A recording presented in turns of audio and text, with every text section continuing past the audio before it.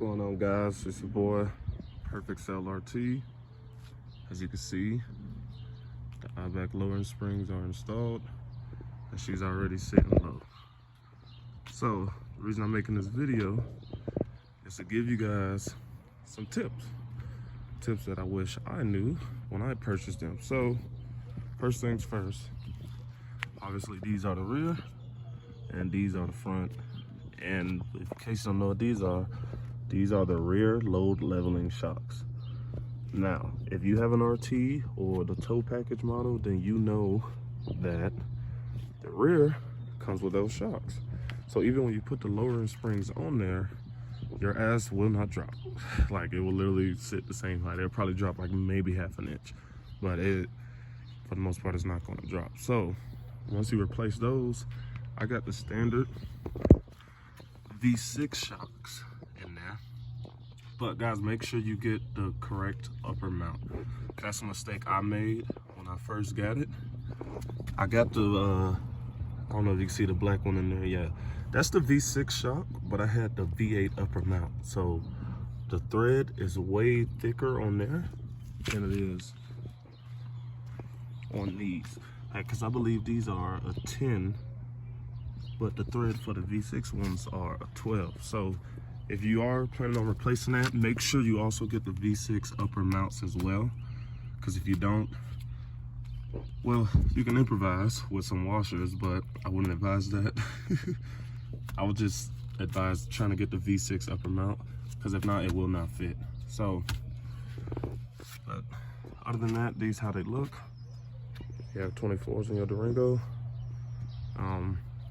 Also, when you do get the lowering kit, your front springs are going to be dramatically longer than your stock front ones. And I know what you think, oh, it's weird, but it's a lowering kit. Trust me. And the shop is going to probably tell you, oh, you got the lift kit, or oh, they won't fit. So literally I had to do it myself. And I wasn't thinking of recording a video because the shop, they did the back set, but when it got to the front, they told me it didn't fit. And I was like, how the hell it don't fit? This is the correct part number. But they were saying it's too long. They was like, maybe I got a lift kit. So I went ahead and did the front set myself, which is not as hard as I thought it was gonna be. You will need spring compressors though, obviously. You can get those from, I think I got a set in here. Yeah, I rented these from AutoZone. It was like 50 bucks, and like I said, it's 50 bucks that you're gonna get back. I gotta go turn it in this morning, obviously after the car wash. But you see them doors, look sexy, don't they? But like I said, the shop's probably gonna tell you they don't fit or they too long. Trust me guys, they do fit, because they had me thinking they didn't either. I thought I had the wrong part. They fit, but you have to compress them down super, super tight. If you don't, they're not gonna fit. And that's probably what the shop did. They probably barely compressed them down and was like, oh yeah, man, it doesn't fit. But as you can see, they definitely fit. So, how I took the front ones off, the back ones, I'm pretty sure it's common sense if you want to replace the shock on the back. I'm pretty sure there's tutorial videos on that. There's also tutorial videos for the front shock, but in case you don't feel like looking those up, there's really only about 2 things you have to disconnect. Well, 3. I mean, including the shock itself. So if you look through there, that upper control arm bolt, that has to come off. And I probably should have turned my wheel for this video, but there's 2 bolts. There's one right here. I don't know if you can see. Yeah, you can't see, but there's one right here, and there's one right there in the front. And you disconnect those. You're gonna need a jack, obviously. So make sure you have some jack stands to sit it on, because you're gonna need that jack to get this shit out.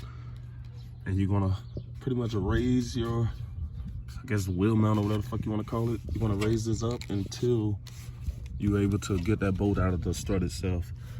Then obviously, you know, you're going to go on top of your hood. It's going to be 3 bolts right there you got to take off.